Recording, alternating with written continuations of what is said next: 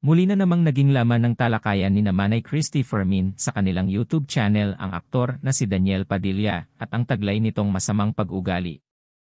Sa kamakailang episode ng Showbiz Now na, pinagkumpara ni Manay Christy Fermin ang mga katangian ng dalawang aktor na sina Daniel Padilla at Alden Richards.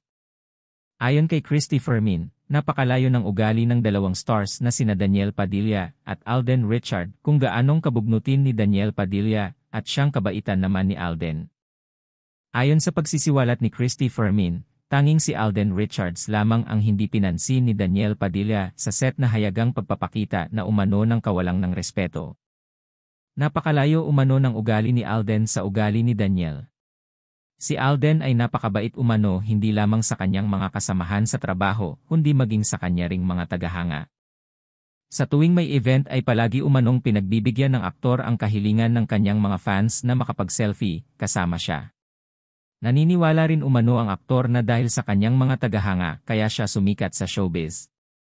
Samantala, may mga nagsasabi naman na iba umano ang ipinapakitang ugali ni Daniel Padilla sa tuwing nasa harap ng kamera at sa tuwing tanging fans na lamang nito ang kaharap.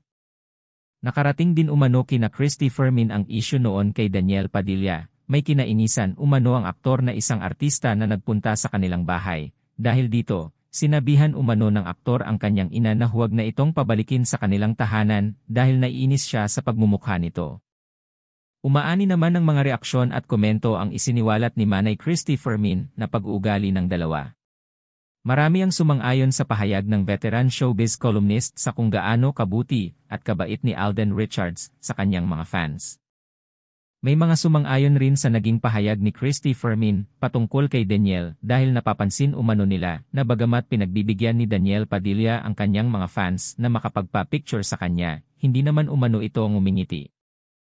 Sa kabilang banda, may ilang mga solid fans naman ni Daniel Padilla ang naninindigang mabait ang kanilang idolo, nababahiran lamang umano ngayon ang pangalan nito dahil sa hiwalayan nila ni Catherine Bernardo.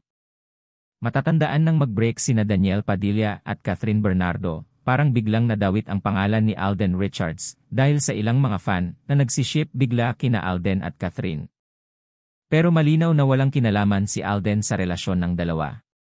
In fact, ayaw nga niyang mag-comment man lang ng anuman tungkol dito. Kasabay rin ito, may mga rumor na sana raw magkaroon ng part 2 ang Hello Love Goodbye at magkasama silang muli ni Catherine. Positibo naman itong tiningnan ni Alden. Sabi nga niya, ako naman po, of course, Hello Love Goodbye naman po, we made history. Iba rin naman po ang claymore ng mga nakapanood for part 2. Ikaw, ano ang masasabi mo sa isyung ito? Abangan ang iba pang showbiz updates and happenings.